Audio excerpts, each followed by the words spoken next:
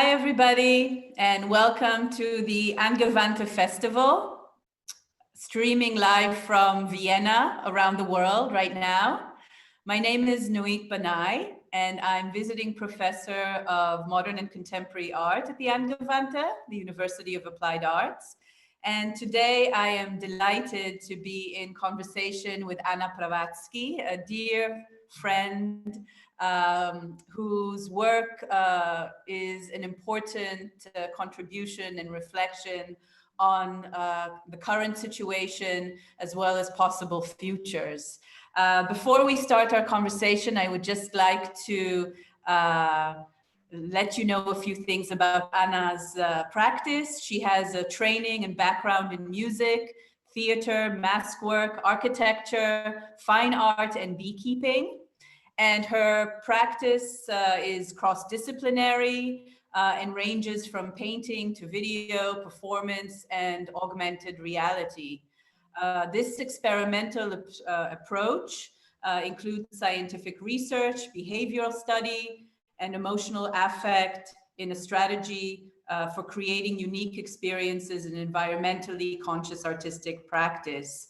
She has realized solo exhibitions internationally, including at the UCLA Hammer Museum in Los Angeles, the Isabella Stewart Gardner Museum in Boston, the Castello di Rivoli, Museo d'Arte Contemporanea in Turin, and her work has been included in the 14th Istanbul Biennial, the first Singapore Biennial, Documenta 13, and has also been commissioned by the LA Philharmonic and the Chicago Architecture Biennial.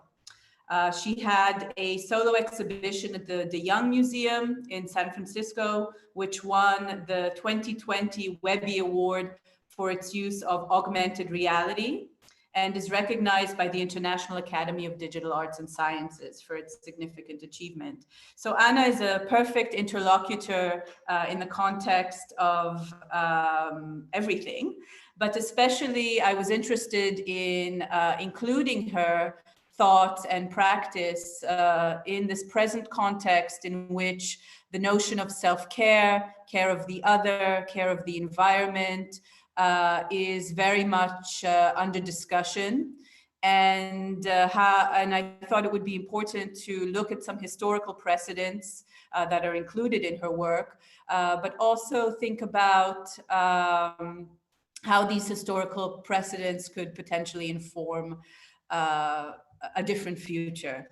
So we will have this discussion over the course of an hour, and we will show, or Anna will talk about her work, and enjoy. And if you have any questions, feel free to write them in the Q&A portion of YouTube, and we will get to them hopefully at the end. So thank you very much. And Anna, thank you for being here today. Thank you so much, Noit. I'm really honored to be part of this conversation. So let's get straight into the work. I thought it would be timely to start with a video that I made very recently, a video which is 100% quarantine made. And it was made for the upcoming Gwangju Biennial, which has now been postponed to next year. And I made the work at home, completely DIY, with the help of my friends and family. And I think it addresses the current situation in a timely manner. And I would like to share it with you. It's a 2-minute video, and then we can talk about it. We live in challenging times. Protecting ourselves and others is essential. But imagine if you could use this time of isolation to stimulate and rejuvenate yourself, facilitating a process of metamorphosis. That is why I would like to propose a 3-in-1 mask, the multi-mask. You do not need to look human, just friendly. You are a scientifically minded citizen, and you carry your own personal protective equipment with an N95 filter that stops germs and air pollution. Adjustable straps and a professional filter will make you feel safe and emotionally more comfortable. The mask also allows for anonymity and privacy, so you do not have to worry about who owns your face. An effort to look good is an effort to stay alive and vibrant.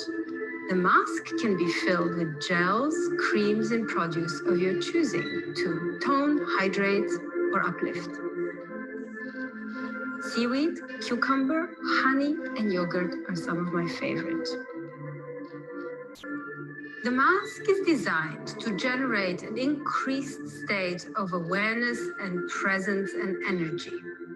The small eye holes alter your vision and enable a different kind of awareness. This element of sensory deprivation and contraction facilitates a psychospiritual expansion. The mask encloses the entire head, and this form creates a new consciousness of our own voice, leading us deeper within. Multi-mask is for the multidimensional shapeshifter.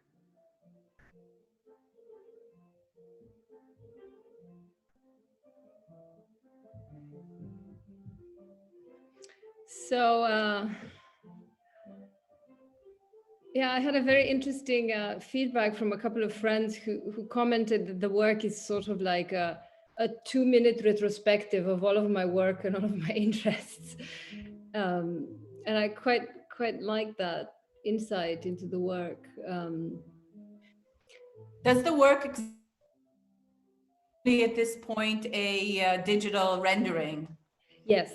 Yes, but I have received multiple requests to purchase the mask, which I think is always kind of an interesting development to the work. The fact that a fantasy object is very believable is kind of an exciting possibility. Well, I'm interested in a way that you've used this time, which all of us have been granted, to think about what it means to be human, broadly speaking, and human in a kind of cross disciplinary way in different spaces. In relationship to different forms of power, surveillance, for example, but also beauty. And maybe you can talk a little bit about this kind of intersection also between cosmetics and beauty on the one hand, and an attempt to stay safe and invisible or protected or guarded on the other, because they can also be, in a way, two aspects that may not be obviously connected, since much of our face is covered. Why beauty at the same time as protection? I really love 2-in-1 solutions. 3-in-1 solutions are even better. 10-in-1 solutions are really... So this kind of approach to problem solving that also includes multitasking, to me, has always been really fascinating and interesting. And this sort of tendency to be really efficient in a way in how we live and how we function. I mean, I think also the mask is such an incredibly cultural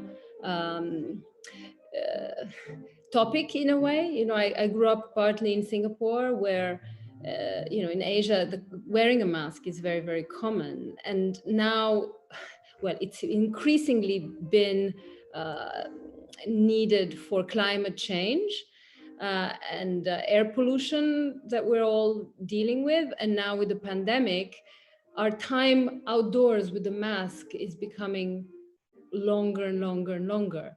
And so I really wanted to make the most of the mask, in a sense. I wanted the mask not to be just for the safety, but also to include this element of beauty and transformation, which I think is really important. I have a background in theater, and I worked a lot with masks, traditional masks of Southeast Asia, but also commedia dell'arte. And I always thought that masks are mean, masks are both for satire and for shamanic purposes and for transformation. So it seemed like a good opportunity to combine all of these issues. Anna, can I just ask you to put us back on full screen, me and you, so that Yeah, there. okay. Thank you. And we will go back to the PowerPoint later. But yes, you are connecting. I'm struck by the fact that you are connecting with a kind of long history and genealogy of transformation, in which very often masks were used in exceptional times, in the carnival, when up and down, left and right, body and spirit, and all the norms basically were challenged, were mixed. And I think that's actually really interesting to also think of the mask, which is now a utilitarian, everyday object that we kind of carry with us, how it's gone from being something that you wore in a kind of carnival, in this moment of social transformation and questioning of norms, how this is the new normal. I think that's really fascinating, this connection. Thank you. And actually also I did some research about the masks that were used during the plague, another monumental pandemic that kind of has this historical reference. But I think also, you know, the issue of how do we, even if we have to wear a mask 70% of the time if we're outside, or 100% of the time, how do we make the most of that experience, and how does something that is horrific can also be nourishing in some way? And I think this is something that kind of goes through all of my work, this need to ameliorate the problems of daily life. And maybe this is a good time to move to your next project, since we have so much to cover, or would like to cover. So this next work, I'm very proud of this work because it's a very low carbon footprint work, and I'll show you the video. It's about 3 minutes long, and then we can talk about it.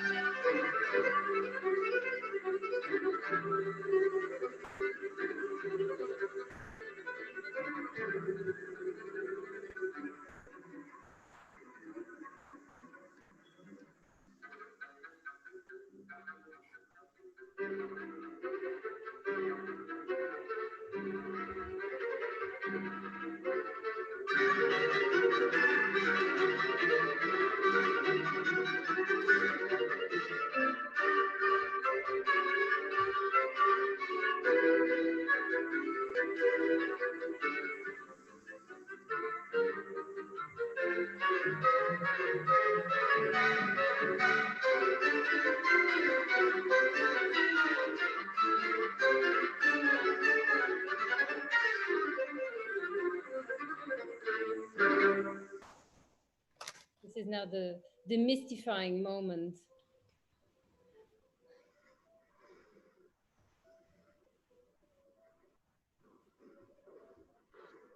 It's kind of interesting watching it again. It feels actually like a quartet quarantine. Can you tell us what, when it's over, can you tell us what we just saw? So 10 Quartet Bows and Elbows, it's a work I made in 2007. And the intention behind it, it's something that I've been obsessed for many, many years. I have a background in music, and I've always wanted to contain sound. I wanted to give a body and a physicality and a form to something that is ephemeral. So it was sort of this challenge to trap music. And so the idea came about with the tent to place a string quartet inside of a 4-person tent. So each musician stands in the corner, and their spine is in touch with the armature of the tent. And I think what makes me very happy about this work, besides the fact that it's very low carbon footprint, it takes 3 minutes to install, it falls into a small suitcase. I always have worked with the local quartet. The musicians really enjoy performing inside it because it's a very unusual experience for a couple of reasons. The first one being that the musicians have complete privacy, and they don't know if and there is an audience on the outside. So they feel a different kind of, because of the privacy, they tend to be more expressive. And then the other element is that musicians always communicate with their eyes, with a gesture, with the nod of the head. Inside the tent, they're connected through this very physical, almost visceral membrane. So when one musician moves, they move their fellow musicians inside the tent. So it's a different way of communicating. And the work is also, then I'm sorry, go ahead. Oh, I was going to say that, you know, this is in 2007, where being four people together in an enclosed space may be kind of liberating. And I'm thinking about today, what it feels like for some people to be together in an enclosed space, how that, what the potential is for this kind of also communicative notion of togetherness. As opposed to being trapped together, which translates to our present. It's actually very interesting that you bring it up, because the reason partly I included this work is because of the music connection, but also this was actually the version at the Philharmonic, because of this work, which I think takes the musicians apart and separates them. And this is a work that I did with an architecture firm, SOL. It was a commission by the Chicago Architecture Biennial. And the work came about after an experience I had traveling in China and being really concerned about the air pollution. And I thought it would be amazing to make the tent out of air purifying material. And then it kind of went further, working with SOL, where we developed pods for each musician, because there is such an incredible tradition of practicing outdoors. And this idea of not being able to inhale and not being able to create and make music feels incredibly heartbreaking and devastating. So I wanted to enable musicians to go outside and practice, but still be safe and protected. So these 4 enclosures, one is a singer, one is a trombone, one is a saxophone, and one is a flutist. The enclosures are made out of very high-tech air purifying material. So the musicians can practice anywhere and have good air. Okay. And I mean, what I see in the first work, and of course this work, is this negotiation of privacy as well, the privacy of this cocoon, the privacy of the mask, and somehow honoring or nourishing that privacy so that it doesn't become merely a kind of neoliberal form of, let's say, isolation, right? That in this isolation, there's also a transformative kind of potential for radical self-care. Mm-hmm. And on the other hand, continuation, of course, of artistic practices, and also in self-care, in self-nourishment, you connect with very specific conditions that we share in common. Environmental conditions, conditions of separation right now, potentially for a longer period of time, potentially again. So yeah, this connection between this privacy and publicity, privacy and self-care, I find that a very strong kind of strategy of survival. What, you know, that you're imagining strategy of survival both for the individual, but also when you work with musicians who are in a quartet or in an orchestra, it's also about a collective experience. Yes. And it's interesting. I guess this thing of privacy, safety, and beauty.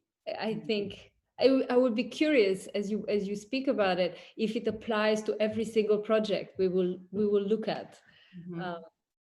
That would be kind of interesting. Yes, this is something that I'm also, you know, looking at how you've developed these notions in different contexts, in different moments in your trajectory, also in different cultural spheres where these mean different things. You know, beauty, privacy, safety. They mean different things in different spaces. They're not, one could say they're universal. We all crave them perhaps, or, but they also have very specific meanings in the context in which they're performed. Yeah, and I think it's very interesting. I'm very curious how this will connect to the conversation about, we were saying earlier that the presentation and the discussion is sort of very focused on music and bees. And I quite like that. I think there's actually something very playful about both music and bees and these ideas of pollination. And I was happy that you were interested in me to share my work about bees. And I want to start with this project, which is just a kind of a prototype proposal, but it's an interesting story. My great grandmother on my father's side, when she married my great grandfather, she brought bees as her dowry. So everybody in my family before and after have been beekeepers. And when my grandfather passed away about 11 years ago, he left me 500 kilos of honey. And I became absolutely obsessed with what to do with this honey. And of course, I went through all sorts of ideas, from entrepreneurial to conceptual. But then I started doing a lot of research about bees and the colony collapse disorder and what was happening environmentally. And it's important to say that my grandfather, who was not a particular, I mean, he was a farmer. He didn't have the vocabulary to articulate what he was observing in nature, but he talked a lot about the changes he was observing in his bees, and it really worried him.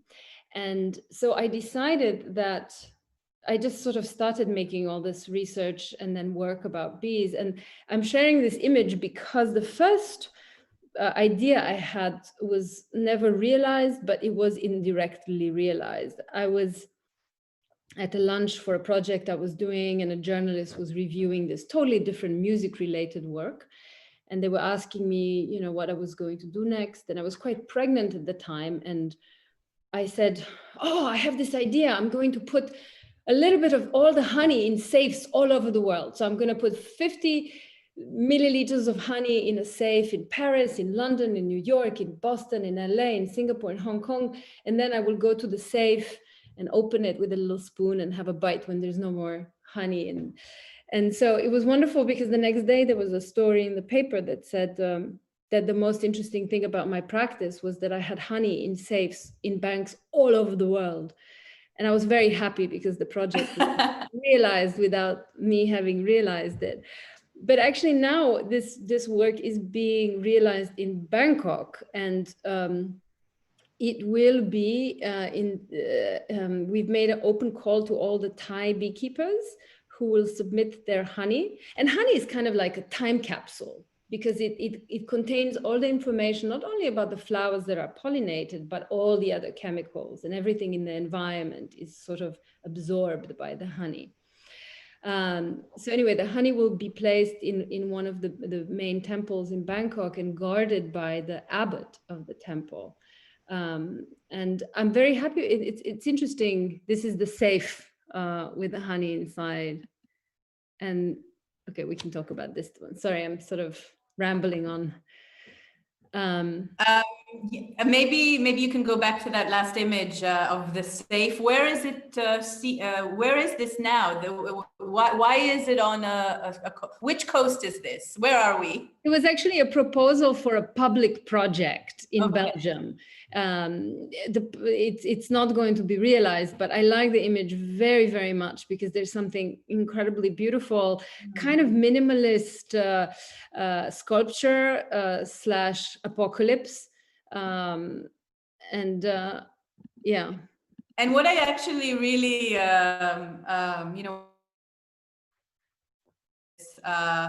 is, again, from our position in the present, there are these networks of art storage spaces as well, where kind of mysterious depots where all kinds of people keep their art, and instead of this kind of invisible storage space for art objects, you have this very visible yet invisible, because it's closed until you open it, but a public safe. It's not really for this, for the oligarch or for the jet setter. It's in a way a kind of, again, a collective notion or a collective space for a different model of safekeeping.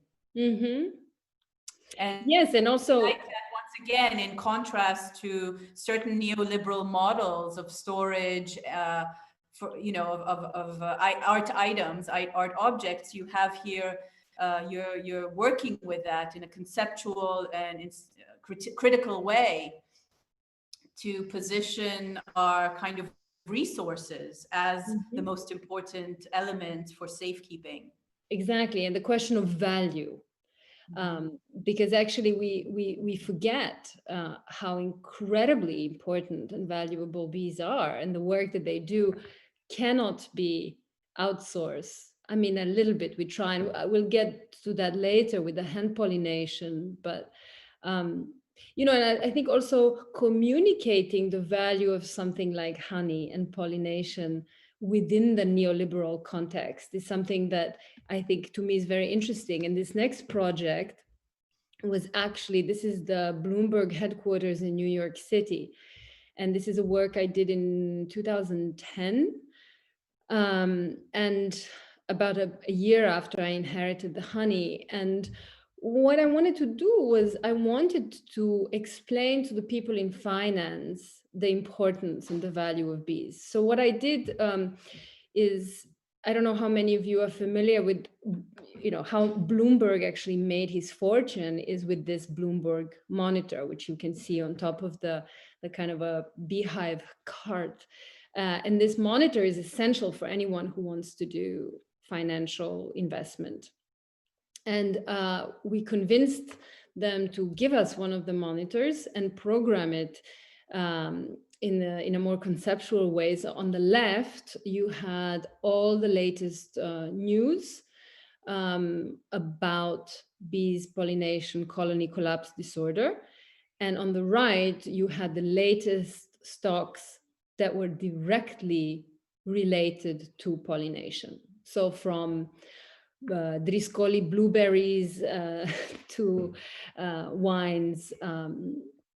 And it was very, very interesting because the work was installed in such a way that, we had honey on top, and I had this is Chris Harp. He's a beekeeping activist. He's actually responsible for making beekeeping in New York City rooftops legal. And he would come once a week and do honey tastings and talk to the employees at Bloomberg about how to beekeep and honey. And I was very happy because Bloomberg installed bees on top of the company after the project. Interesting. And how long was that in place for? About 3 or 4 months. So there was a lot of, let's say, foot traffic or bee traffic or traffic of other elements as well in the space. Yes, and it was quite, it was a little bit sneaky because I installed it. You can't see it in the image, but on the right is one of those very common now company cafes where everything is free and you can get snacks and coffee and tea and never leave. And so the height of I should also say that the cart that the Bloomberg monitor is on is sort of an homage and inspired by my grandfather's beekeeping hives, which he would circulate and drive around for pollination. And so people would get their tea and they would come and get the honey, and then they will find themselves learning about this topic. So it was kind of a sneaky way to infiltrate into this very powerful financial, headquarters, and start a discussion about this. And what I find also, kind of crucial in this work, also thinking about seeing this from here, meaning I'm sitting in Vienna, where, there's also a great love of honey. And you can find it at markets, people make it at home. There's a kind of still a traditional base for honey making, not only by kind of cottage farmers, but also by institutions. The secession, for example, the secession is raising bees in its dome. And these bees or above its dome, and these bees are producing honey that is then sold in a limited edition by the secession. Just one example. So institutions here have also embraced, and we also have, it would be great actually to also talk about the angewandte bees, which I didn't raise, but the angewandte bees are also part of this festival. So, there's a great kind of attentiveness in Vienna to institutions of art, which are also institutions that have financial stakes,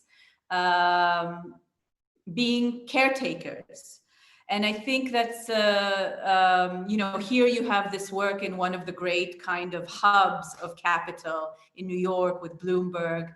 But I think it's also interesting to think how the ways that art institutions participate in this. Mm-hmm.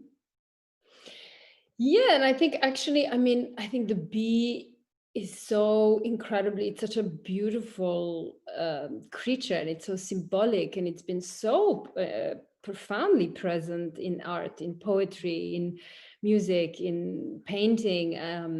Bruegel's incredible drawing of the honey of the beekeepers, and Dürer and Titian, and there's so many examples. I think also the bee and honey have been adopted by everybody from the unions to the monarchy. Everybody kind of identifies with bees, but it's always like either it's perceived that this like sacrificing collective creature, or this kind of horny little pollinator. But what I also really love about the kind of mythology of the bees is that actually in Indian mythology, the god of love, God Kama, who wrote the Kama Sutra, he rides a bee, meaning that love is very, very small and voyeuristic. But I always thought this is such a beautiful idea, that the god of love rides a bee. because love is small and fast in some ways, but also big. Yes, and here love is infiltrates or is part of a kind of digital financial network. And I think that's really kind of interesting to penetrate, to continue this metaphor, to penetrate this network of digitalization, global digitalization, with these other symbols, these other traces. To cross-pollinate, if you will. Exactly. Yeah, and I think pollination is such an extraordinary, I mean, pollination is really about ultimate diversity, and that's, I think, one of the beauties of it. Maybe we can keep also that, we can move on, but keep also this notion of diversity that I'm really interested in picking up on a little bit later when we see the glove. Yes, onto this once it's. Yeah, I wanted to just start show one video from the Young project. So this is a project that I did in collaboration with Google, and I got to premiere an augmented reality app that they developed.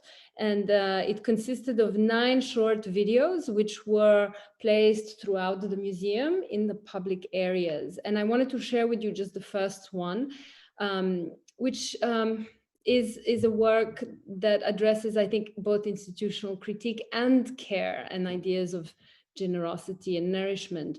So this is the image of the museum, which was designed by Hertog de Mauron.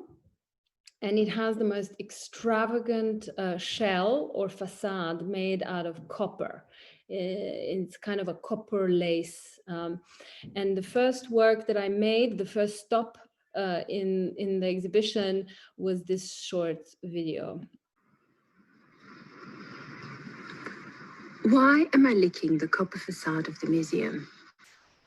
I did some research about copper and was intrigued to learn that copper is an essential trace mineral necessary for our survival, but it's not something that our body naturally produces. Oysters have the highest level of copper and optimal benefits, but as you know, oysters are nearing extinction and most people cannot afford them.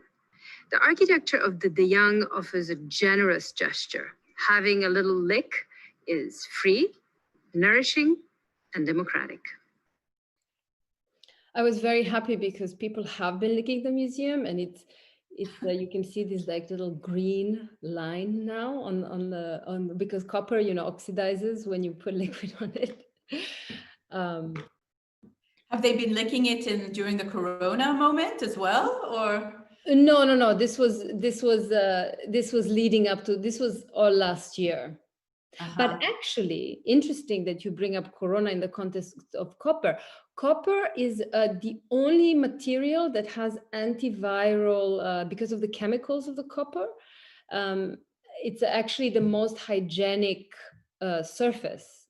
So for example, copper water pipes. So copper is used for distilling. Copper is incredibly soft but solid. So it's an extraordinary material. And actually, even in Nepal, I think Dharamsala, the home of Dalai Lama, the base of the palace is made out of copper because of the earthquakes. Because when there's a strong earthquake, copper will move, but it will not ruin the building, which I think is super interesting. I didn't know that. That is important to know also about this gesture. And I'm thinking about the connection between your work and also institutional critique of the 60s and 70s, specifically the kind of maintenance work that was done by female artists vis-a-vis the institution, kind of revealing also the maintenance work around the institution, motherhood and maintenance. And here we have kind of maintenance, or this genealogy of maintenance becoming a genealogy of self-care, in a more pronounced way. How do you see yourself also in that, or have you thought about these connections with this legacy or with this genealogy? Well, not consciously, but I love the connection you make. It's actually very beautiful. Thank you. I think that maintenance is also part of the problem solving, of like, how does this work? How do we make it better? How is it, how is it maintained?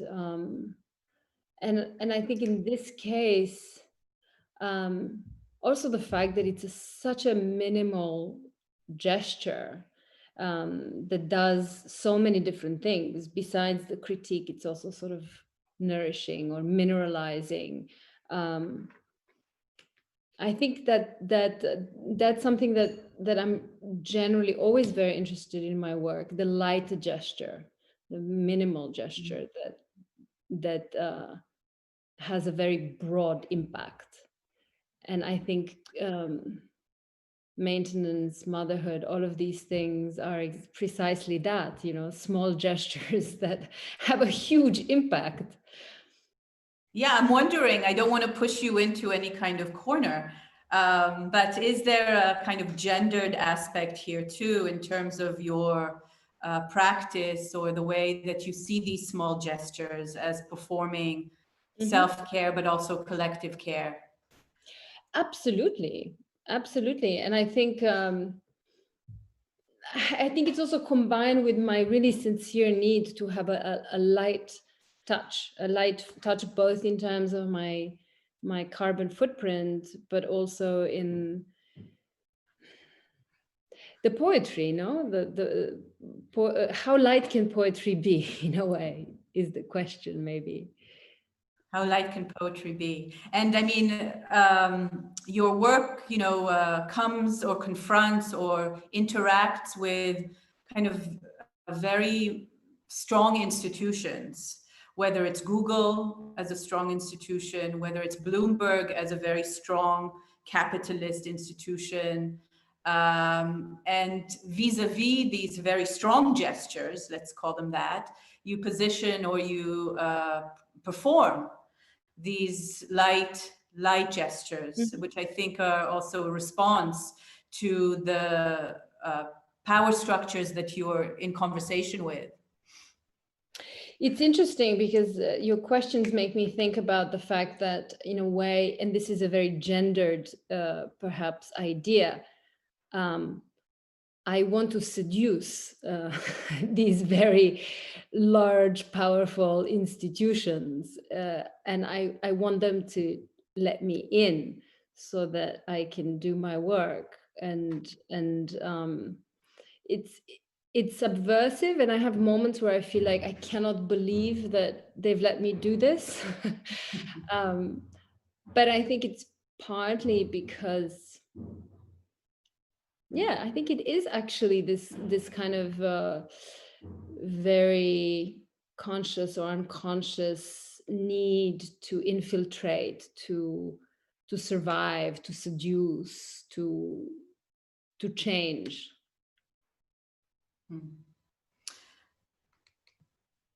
And in a way, the next project, which I believe is the glove, is a kind of seduction of nature, kind of human intervention into the seduction of nature. Yes, that's a really great way to put it. So this is one of the videos. Allow me to demonstrate my new handmade, homemade, do-it-yourself pollination glove. As the bumblebee nears extinction and colony collapse disorder and deforestation claim more and more bees every day, we must find simple and imaginative ways to support pollination. So I used a gardening glove, but any glove would do. And I looked around the house for objects that are small and committed enough to do the job. So we have a tiny doll hand, a multi-handed Ganesh, a group of miniature workers, some bells to announce the pollination, and a feather. Be patient and loving, and feel free to hum the flight of the bumblebee. Pollinate very early in the morning and in dry conditions. Identify the male and female flower. Use the glove to gently swirl around the male flower. Touch all surfaces of the female flower. Collect pollen from multiple male flowers for each female flower on the plant.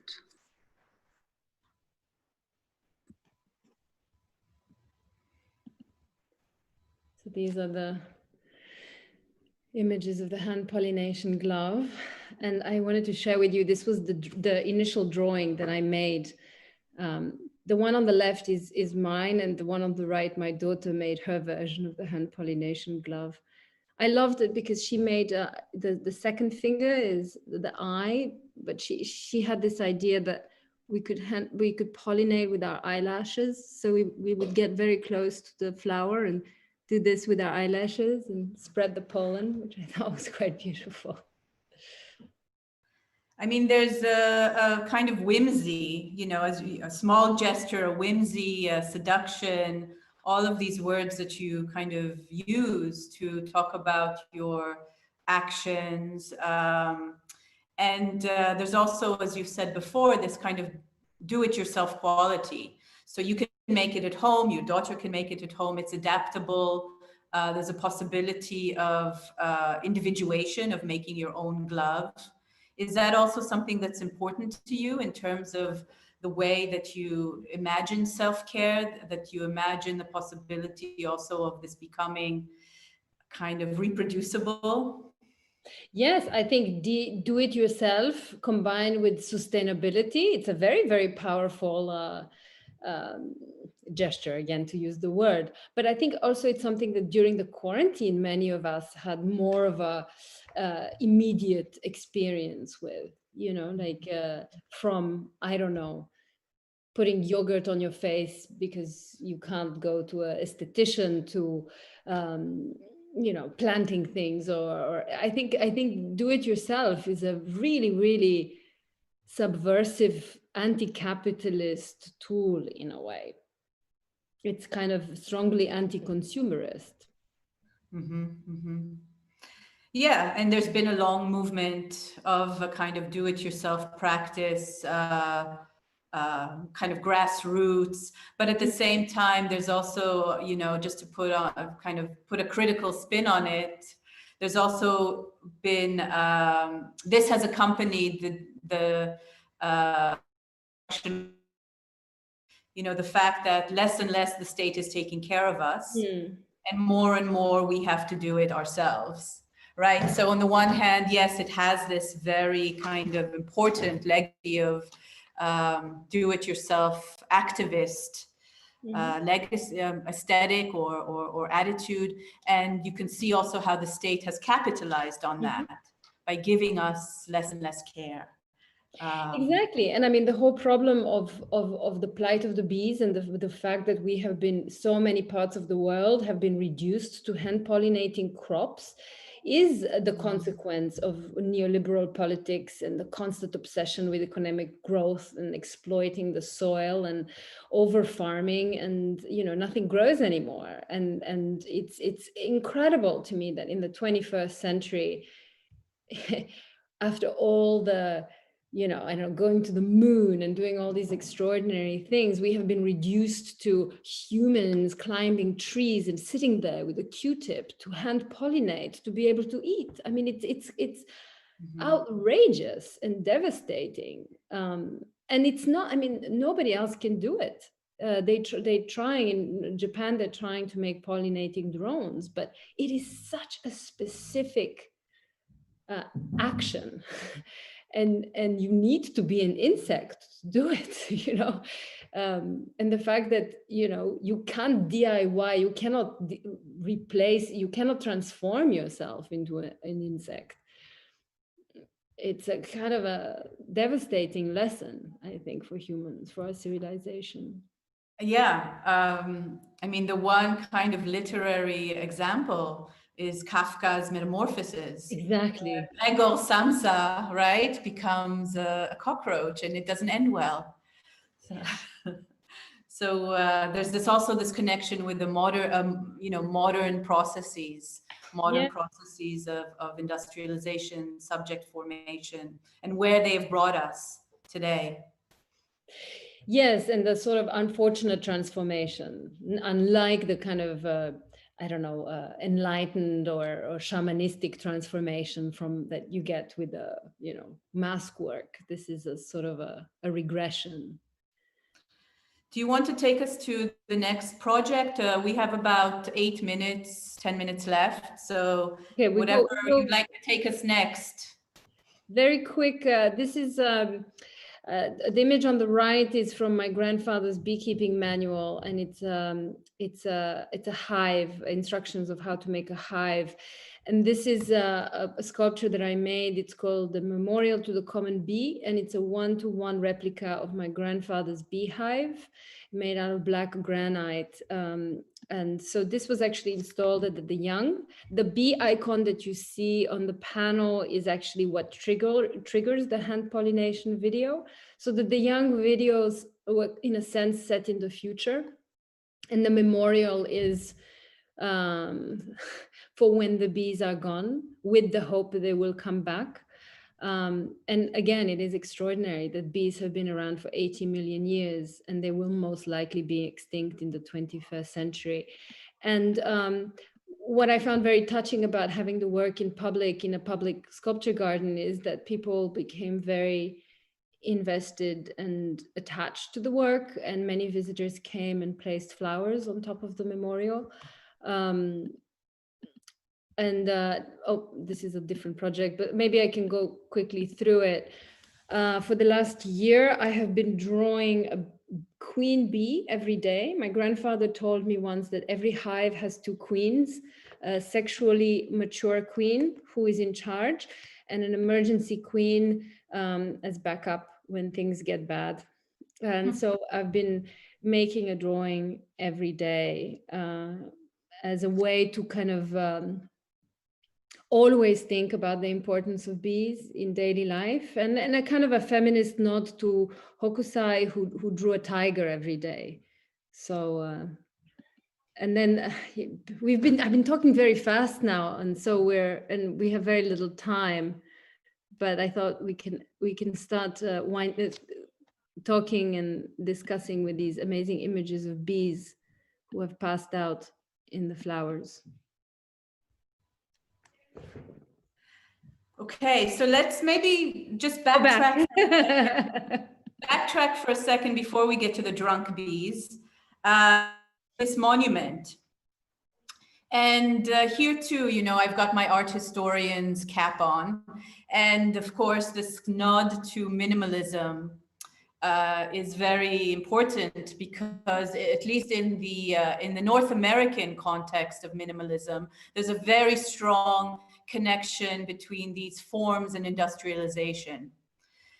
In the Latin American context, in Brazil, for example, there's much more of a kind of phenomenologically complex notion of form in relating to marginalized bodies, etc. But in the North American context, and this was done in the North American context, there's very much this kind of link to, you know, this fetish of industrialized materials.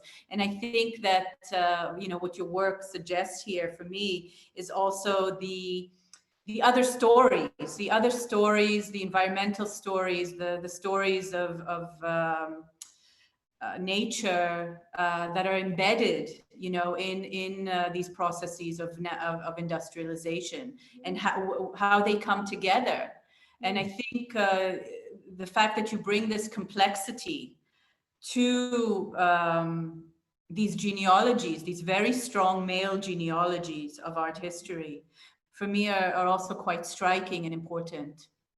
I'm so glad that you bring this up, because of course I was thinking about Donald Judd and the whole tradition of masculine minimalist work. And the fact that the work is incredibly, it's very gentle, and it's very small, and it's very easily overlooked. And there's something very tragic about it. And I think I realized the extent of it when I noticed how people were engaging with it, especially the gardeners in the museum who took care of the grass. And they started saying like, oh, we don't want to mow the grass around it. And that made me so happy, you know, that the kind of the sculpture encouraged this conversation about how to rewild the immediate area around it, which is the exact opposite of industrialization. And this is what we need. The only thing that we need is to let nature be. And it's such an incredibly difficult thing for humans to do. I have been talking to a few institutions about this work, and I always say, can we let the garden wild? Can we plant a bee garden and let it go wild? And this is when the problem starts. Because actually we're extremely comfortable with the idea of the dead bees. Like, oh yeah, you put this clean sculpture and it's there. But when you imply that there will be some wildness and there will be a garden and there would actually be living bees, the whole issue of, you know, insurance and what if people get stung and what if things get too wild, and our need to control and have everything clean is so powerful. And I think that, you know, obviously in the last few months, as there have been less human intrusions into the natural landscape, where this process has happened outside of institutional oversight. Yes, and there's been, I mean, these amazing images.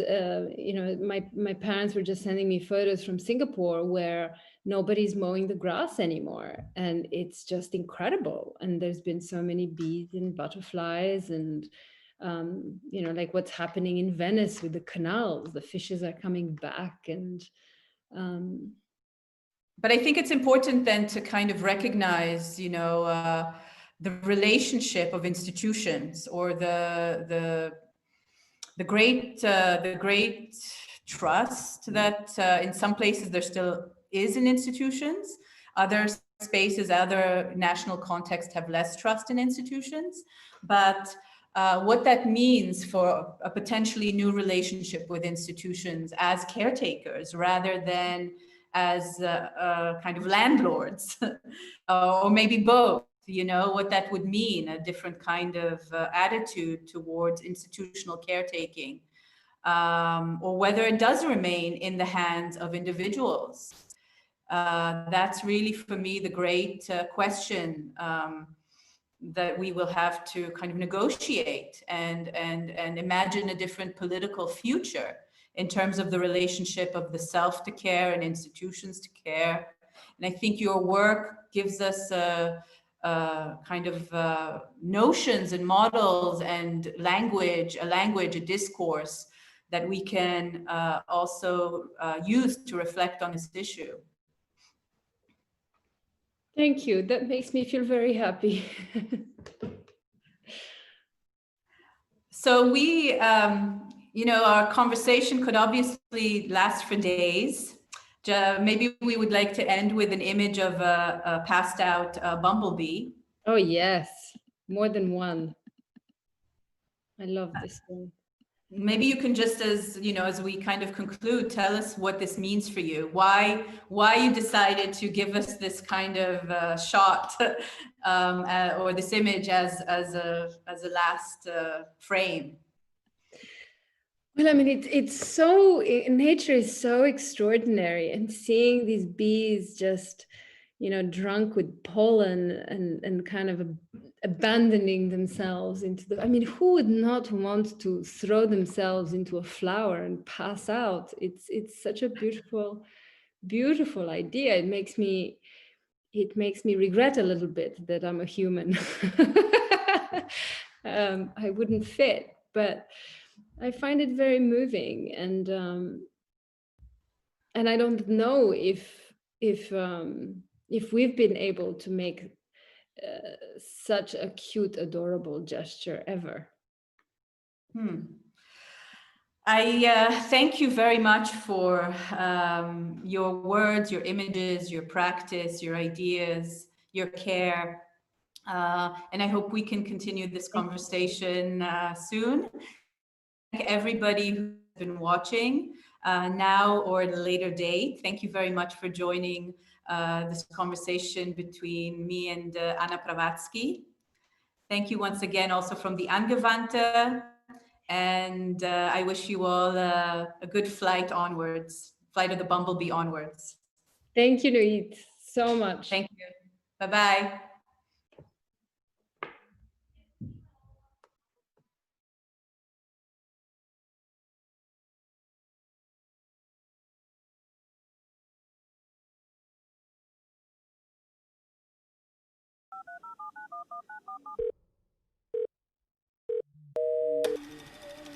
(01 711 333 333), die APL Performance Hotline.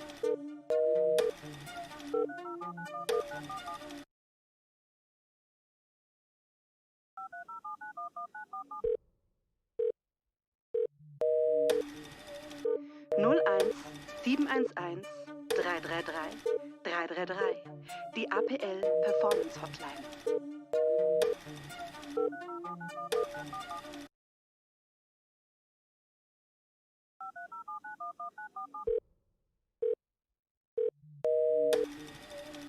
(01 711 333 333), die APL Performance Hotline.